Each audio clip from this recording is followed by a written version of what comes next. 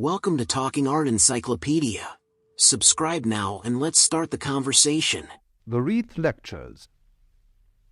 Bertrand Russell is giving the third of 6 broadcasts on authority and the individual. His third lecture is entitled The Role of Individuality. Bertrand Russell. In this lecture, I propose to consider the importance, both for good and evil, of impulses and desires that belong to some members of a community, but not to all.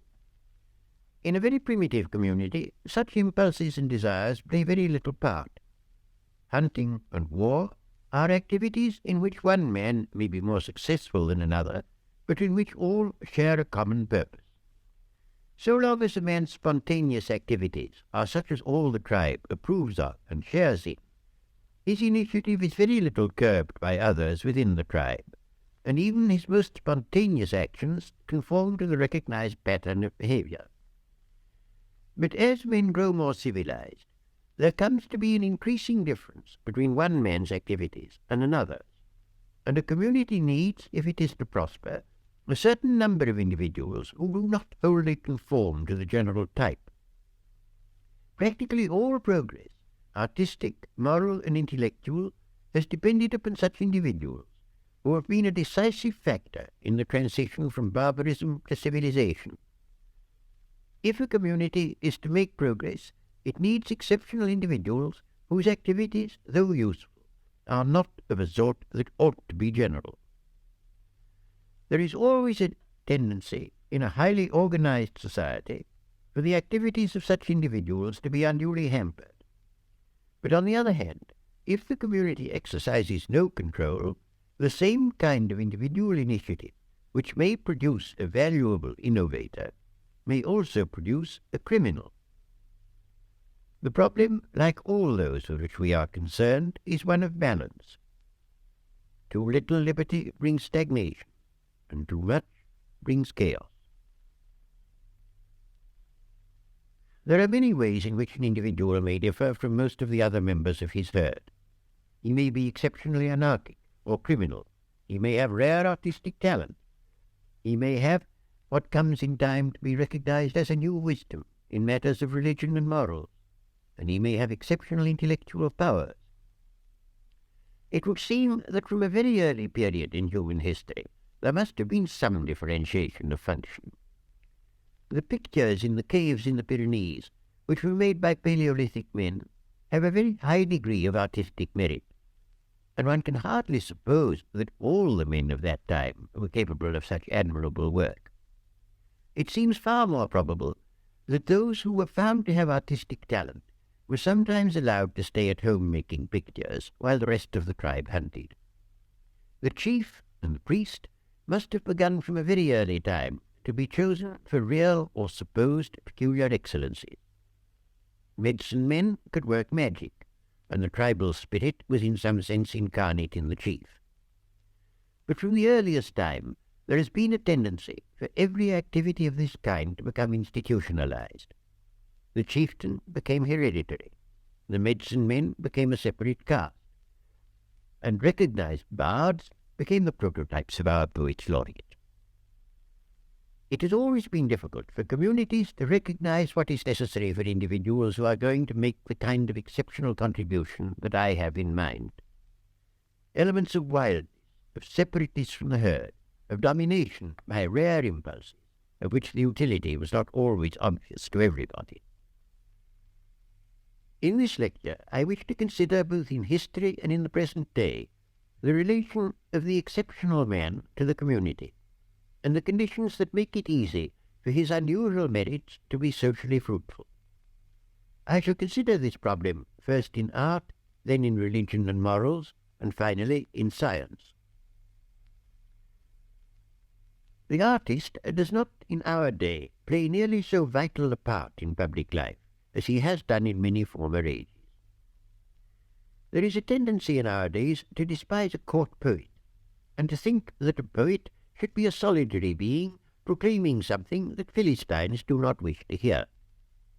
Historically, the matter was far otherwise. Homer, Virgil, and Shakespeare were court poets. They sang the glories of their tribe and its noble traditions. Of Shakespeare, I must confess, this is only partially true, but it certainly applies to his historical plays. Welsh bards kept alive the glories of King Arthur, and these glories came to be celebrated by English and French writers.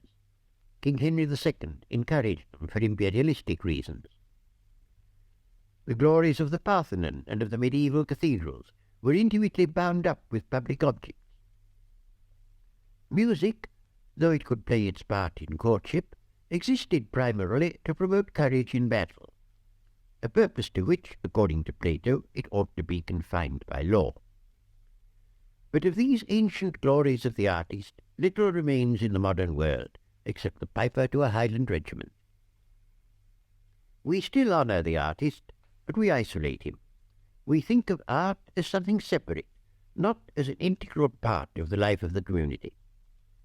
The architect alone, because his art serves a utilitarian purpose, retains something of the ancient status of the artist. The decay of art in our time is not only due to the fact that the social function of the artist is not as important as in former days.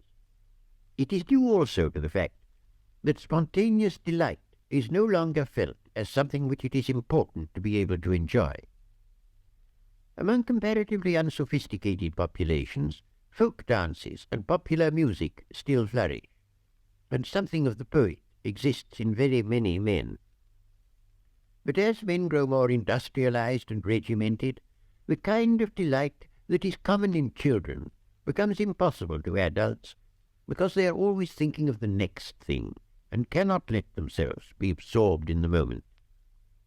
This habit of thinking of the next thing is more fatal to any kind of aesthetic excellence than any other habit of mind that can be imagined.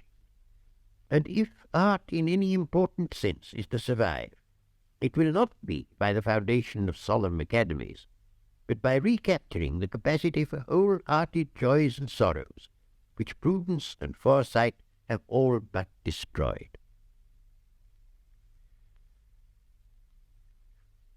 The men conventionally recognized as the greatest of mankind have been innovators in religion and morals. In spite of the reverence given to them by subsequent ages, most of them during their lifetime were in greater or less degree in conflict with their own communities. Moral progress has consisted, in the main, of protest against cruel customs, and of attempts to enlarge the bounds of human sympathy. Human sacrifice among the Greeks died out at the beginning of the fully historical epoch. The Stoics taught that there should be sympathy not only for free Greeks, but for barbarians and slaves, and indeed for all mankind. Buddhism and Christianity spread a similar doctrine far and wide. Religion, which had originally been part of the apparatus of tribal cohesion, promoting conflict without just as much as cooperation within, it took on a more universal character, an endeavour to transcend the narrow limits which primitive morality had set. It is no wonder if the religious innovators were execrated in their own day, for they sought to rob men of the joy of battle and the fierce delights of revenge. Primitive ferocity, which had seemed a virtue, was now said to be a sin, and a deep duality was introduced between morality and the life of impulse, or rather, between the morality taught by those in whom the impulse of humanity was strong, and the traditional morality that was preferred by those who had no sympathies outside their own herd. Religious and moral innovators have had a profound effect upon human life. Not always, it must be confessed, the effect that they intended, but nevertheless, on the whole, profoundly beneficial. It is true that in the present century we have seen in important parts of the world a loss of moral values which we had thought fairly secure, but we may hope that this retrogression will not last. We owe it to the moral innovators who first attempted to make morality a universal and not merely a tribal matter, that there has come to be a disapproval of slavery, a feeling of duty towards prisoners of war, a limitation of the powers of husbands and fathers, and a recognition, however imperfect, that subject races ought not to be merely exploited for the benefit of their conquerors. All these moral gains, it must be admitted, have been jeopardized by a recrudescence of ancient ferocity. But I do not think that in the end the moral advance which they have represented will be lost to mankind.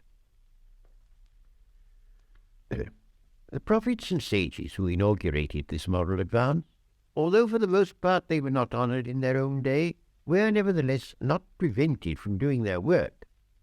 In a modern totalitarian state, matters are worse than they were in the time of Socrates or in the time of the Gospels. In a totalitarian state, an innovator whose ideas are disliked by the government is not merely put to death, which is a matter to which a brave man may remain indifferent, but is totally prevented from causing his doctrine to be known. Innovations in such a community can come only from the government, and the government now, as in the past, is not likely to approve of anything contrary to its own immediate interests.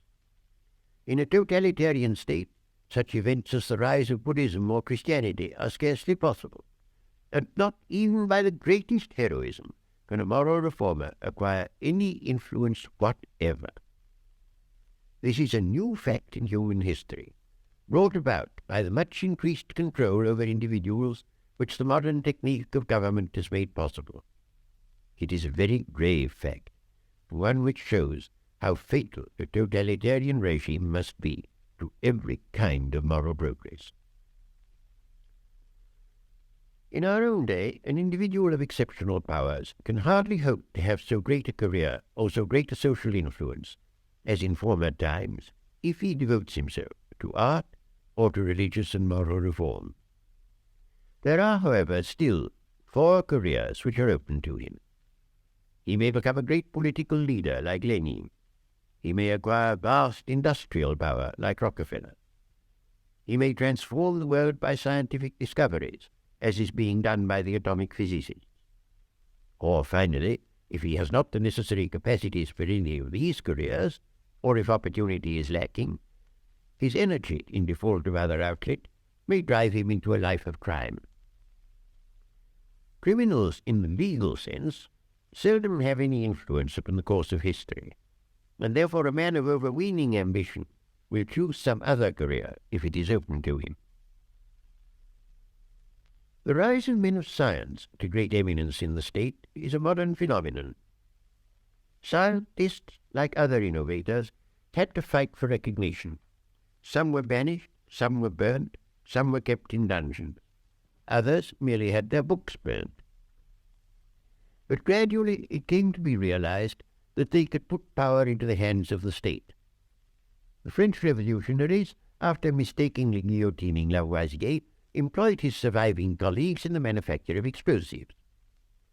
In modern war, the scientists are recognized by all civilized governments as the most useful citizens, provided they can be tamed and induced to place their services at the disposal of a single government rather than of mankind. Both for good and evil, almost everything that distinguishes our age from its predecessors is due to science. In daily life, we have electric light and the radio and the cinema.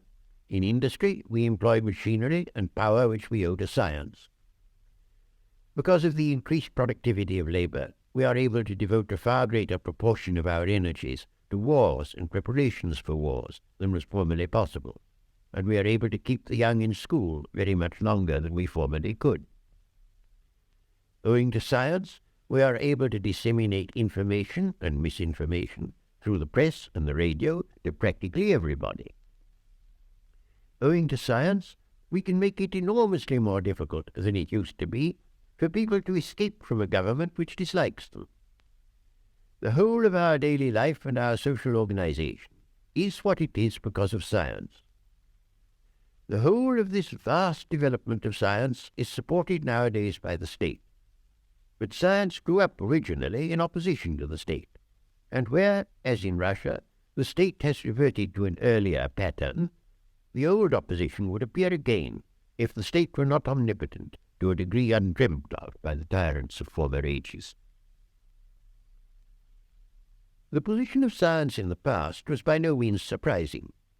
Men of science affirmed things that were contrary to what everybody had believed. They upset preconceived ideas and were thought to be destitute of reverence.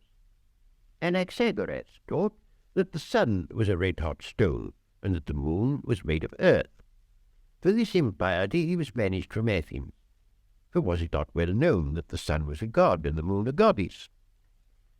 It was only the power over natural forces conferred by science that led bit by bit to a toleration of scientists, and even this was a very slow process, because their powers were at first attributed to magic. It would not be surprising if, in the present day, a powerful anti-scientific movement were to arise as a result of the dangers to human life presented by the atom bomb and liable to be intensified by bacteriological warfare. But whatever people may feel about these horrors, they dare not turn against the men of science so long as war is at all probable, because if one side were equipped with scientists and the other not, the scientific side would almost certainly win. Science, in so far as it consists of knowledge, must be regarded as having value. But in so far as it consists of technique, the question whether it is to be praised or blamed depends upon the use that is made of the technique. In itself it is neutral, neither good nor bad, and any ultimate views that we may have about what gives value to this or that must come from some other source than science. The men of science, in spite of their profound influence upon modern life, are in some ways less powerful than the politicians. Politicians in our day are far more influential than they were at any former period in human history. Their relations to the men of science are like that of a magician in the Arabian Nights to a genie who obeys his orders. The genie does astounding things which the magician without his help could not do, but he does them only because he is told to do them, not because of any impulses in himself. So it is with the atomic scientists in our day. Some government captures them in their homes or on the high seas, and they are set to work according to the luck of their capture, to slave for the one side or for the other. The politician, when he is successful, is subject to no such coercion. The most astounding career of our times was that of Lenin. After his brother had been put to death by the Tsarist government, he spent years in poverty and exile, and then rose within a few months to command one of the greatest of states. And this command was not like that of Xerxes or Caesar, merely the power to enjoy luxury and adulation, which, but for him, some other man would have been enjoying.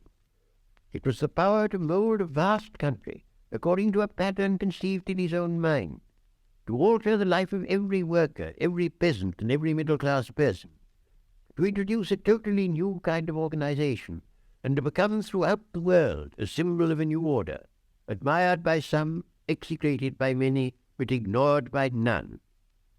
No megalomaniac's dream could have been more terrific. Napoleon had asserted that you can do everything with bayonets except sit upon them. Lenin disproved the exception. The great men who stand out in history have been partly benefactors of mankind and partly quite the reverse.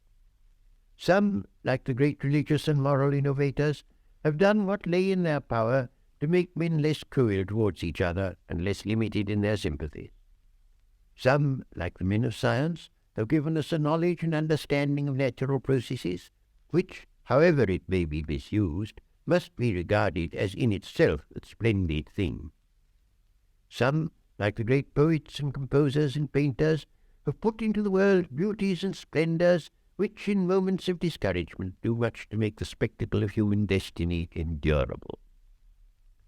But others, equally able, equally effective in their way, have done quite the opposite. I cannot think of anything that mankind has gained by the existence of Genghis Khan. I do not know what good came of Robespierre, and for my part, I see no reason to be grateful to Lenin. But all these men, good and bad alike, had a quality which I should not wish to see disappear from the world, a quality of energy and personal initiative, of independence of mind and of imaginative vision. A man who possesses these qualities is capable of doing much good or of doing great harm, and if mankind is not to sink into dullness, such exceptional men must find scope, though one could wish that the scope they find should be for the benefit of mankind. There may be less difference than is sometimes thought between the temperament of a great criminal and a great statesman. It may be that Captain Kidd and Alexander the Great, if a magician had interchanged them at birth, would each have fulfilled the career which, in fact, was fulfilled by the other. The same thing may be said of some artists. The memoirs of Benvenuto Cellini do not give a picture of a man with that respect for law which every right-minded citizen ought to have. In the modern world, and still more, so far as can be guessed, in the world of the near future, important achievement is almost impossible to an individual if he cannot dominate some vast organization. If he can make himself head of a state like Lenin, or monopolist of a great industry like Rockefeller, or a controller of credit like the elder Pierpont Morgan, he can produce enormous effects in the world. And so he can, if, being a man of science, he persuades some government that his work may be useful in war. But the man who works without the help of an organization, like a Hebrew prophet, a poet, or a solitary philosopher such as Spinoza, can no longer hope for the kind of importance which such men had in former days. This change applies to the scientist as well as to other men. The scientists of the past did their work very largely as individuals, but the scientist of our day needs enormously expensive equipment and laboratory with many assistants. All this he can obtain through the favor of the government or, in America, of very rich men. He is thus no longer an independent worker, but essentially part and parcel of some large organization. This change is very unfortunate, for the things which a great man could do in solitude were apt to be more beneficial than those which he could do only with the help of the powers that be. A man who wishes to influence human affairs finds it difficult to be successful, except as a slave or a tyrant. As a politician, he may make himself the head of a state, or as a scientist, he may sell his labor to the government, but in that case he must serve its purpose and not his own. And this applies not only to men of rare and exceptional greatness, but to a wide range of talent. In the ages in which there were great poets, there were also large numbers of little poets, and when there were great painters, there were large numbers of little painters. The great German composers arose in a milieu where music was valued, and where numbers of lesser men found opportunities. In those days, poetry, painting, and music were a vital part of the daily life of ordinary men, as only sport is now. The great prophets were men who stood out from a host of minor prophets. The inferiority of our age in such respects is an inevitable result of the fact that society is centralized and organized to such a degree that individual initiative is reduced to a minimum. Where art has flourished in the past, it has flourished as a rule against rival small communities, such as the Greek city-states, the little principalities of the Italian Renaissance, and the petty courts of German 18th century rulers. Each of these rulers had to have his musician, and once in a way he was Johann Sebastian Bach. But even if he was not, he was still free to do his best. There is something about local rivalry that is essential in such matters. It played its part even in the building of the cathedrals, because each bishop wished to have a finer cathedral than the neighboring bishop. It would be a good thing if cities could develop an artistic pride, leading them to mutual rivalry, and if each had its own school of music and painting, not without a vigorous contempt for the school of the next city. But such local patriotisms do not readily flourish in a world of empires and free mobility. A Manchester man does not readily feel towards a man from Sheffield as an Athenian felt towards a Corinthian, or a Florentine towards a Venetian. But in spite of the difficulties, I think that this problem of giving importance to localities will have to be tackled if human life is not to become increasingly drab and monotonous. The savage, in spite of his membership of a small community, lived a life in which his initiative was not too much hampered by the community. The things that he wanted to do, usually hunting and war, were also the things that his neighbours wanted to do. And if he felt an inclination to become a medicine man, he only had to ingratiate himself with some individual already eminent in that profession, and so, in due course, to succeed to his powers of magic. If he was a man of exceptional talent, he might invent some improvement in weapons, or a new skill in hunting. These would not put him into any opposition to the community, but on the contrary would be welcomed. The modern man lives a very different life. If he sings in the street, he will be thought to be drunk, and if he dances, a policeman will reprove him for impeding the traffic. His working day, unless he is exceptionally fortunate, is occupied in a completely monotonous manner, in producing something which is valued, not like the shield of Achilles, as a beautiful piece of work, but mainly for its utility. He cannot, like Milton's shepherd, tell his tale under the hawthorn in the dale, because there is often no dale anywhere near where he lives, or, if there is, it is full of tins. And always, in our highly regularized way of life, he is obsessed by thoughts of the morrow. Of all the precepts in the Gospels, the one that Christians have most neglected is the commandment to take no thought for the morrow. If a man is prudent, thought for the morrow will lead him to save. If he is imprudent, it will make him apprehensive of being unable to pay his debts. In either case, the moment loses its savour. Everything is organized, nothing is spontaneous. The Nazis organized strength through joy, but joy prescribed by the government is not likely to be very joyful.